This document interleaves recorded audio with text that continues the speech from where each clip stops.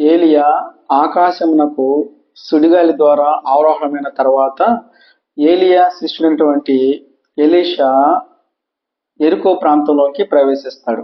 యెరికో ప్రాంతంలోకి ప్రవేశించిన తర్వాత యెరికో ప్రాంతంలో ఉన్న ప్రజలు యెరికో ప్రాంతం యొక్క భూమి లక్షణాల గురించి ఎలీషాకు చెప్పినప్పుడు ఎలీషా చేసిన అద్భుతం గురించి ఈరోజు మనము ధ్యానం చేసుకుందాం. ఈ అంశం మనకి 2వ రాజుల గ్రంథము 2వ అధ్యాయము 19 నుంచి 22 వరకు ఉన్నటువంటి వచనాల్లో ఎలీషా చేసినటువంటి అద్భుతం గురించి అక్కడ మనకి కనిపిస్తుంది. నేను చదువుతాను.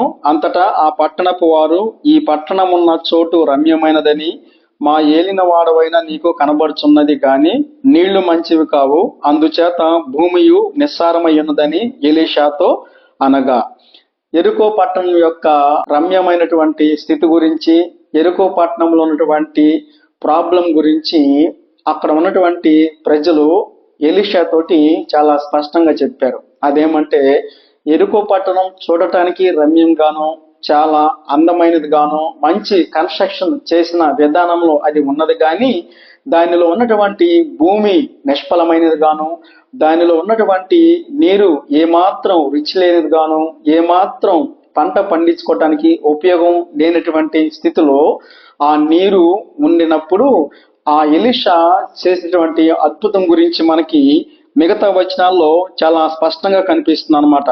మనము 20వ వచనంలో చదువుకుంటా వెళితే మనకి కనిపిస్తుంది, అతడు క్రొత్త పాత్రలో ఉప్పు వేసి నా యొద్దకు తీసుకొని రండి అని వానితో చెప్పాను.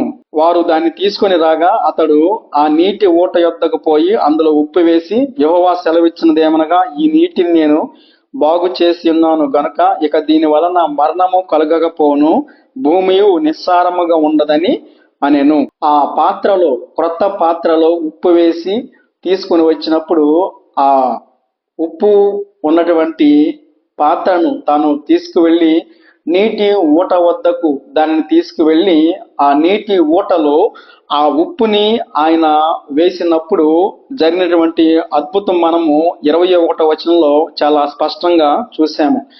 ఆ ఉప్పు ఎప్పుడైతే ఆ నీటిలో నిస్సారమైన, ఎలాంటి ఫలింపు లేని భూమి మీదకి అది విడువబడినప్పుడు దేవుడు అద్భుతం చేసినటువంటి విధానం చాలా స్పష్టంగా ఇక్కడ మనకి కనిపిస్తుంది.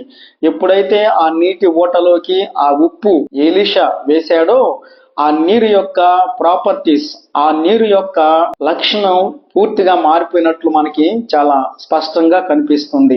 ఆ నీరు, ఆ ఉప్పు కలిపిన తర్వాత నీరు సారముగా అయిపోయినది. అంత మాత్రమే కాదు కానీ ఆ నీటి వలన ఇక ఎలాంటి మరణము కలుగదని చెప్పేసి ఎలీషా చాలా స్పష్టంగా చెప్పాడు. ఇదే విషయాన్ని మనము ఆలోచిస్తే, ఒకప్పుడు నీరు వల్ల ఎలాంటి ఉపయోగం లేదు కానీ ఆ నీరు ఇప్పుడు రుచికరంగా మారింది. ఒకప్పుడు నీరు సరిగా లేకపోతే పంటలు పండవు కానీ ఇప్పుడైతే శ్రేష్టమైనటువంటి పంటలు పండటానికి ఎంతో అవకాశం అనేది పుష్కలంగా ఉన్నట్లు ఇక్కడ మనకి చేసినటువంటి అద్భుతం ద్వారా కనిపిస్తుంది.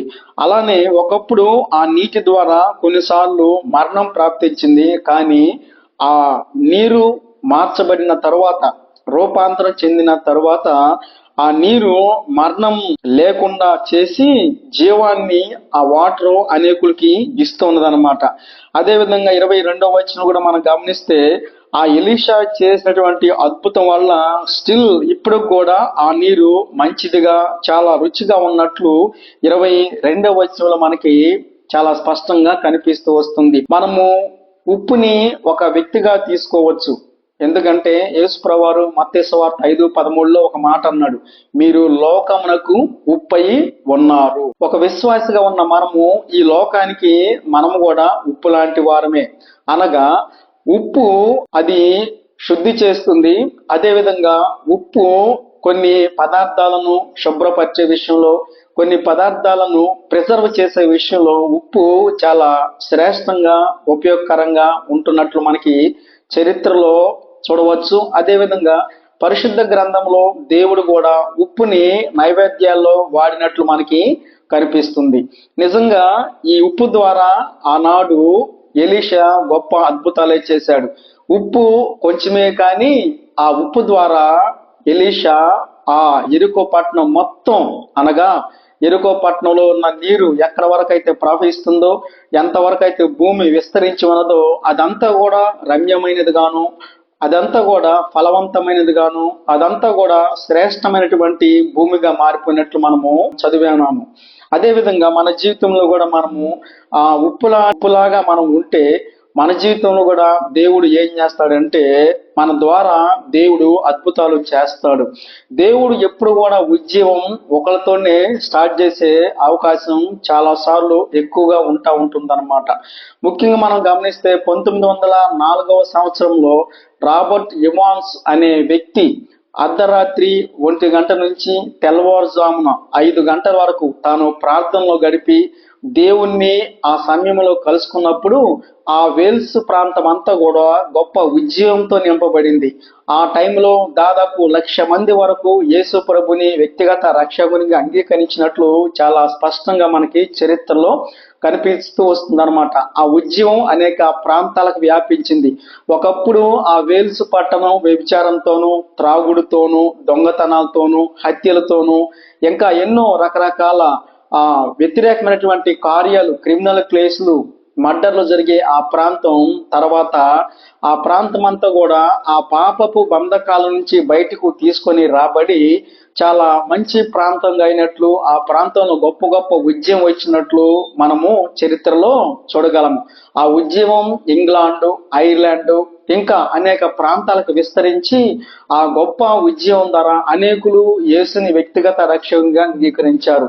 మన జీవితాల్లో మనము కూడా ఉప్పు లాంటి సారవంతమైనటువంటి జీవితాన్ని కలిగి ఉంటే దేవుడు మన ద్వారా మన కుటుంబాల్లో, మన సంఘాల్లో గొప్ప ఉద్యమం తీసుకొచ్చేసి తన పనిని దేవుడు మన ద్వారా చేసుకునే అవకాశం అనేది చాలా స్పష్టంగా ఉంటుంది.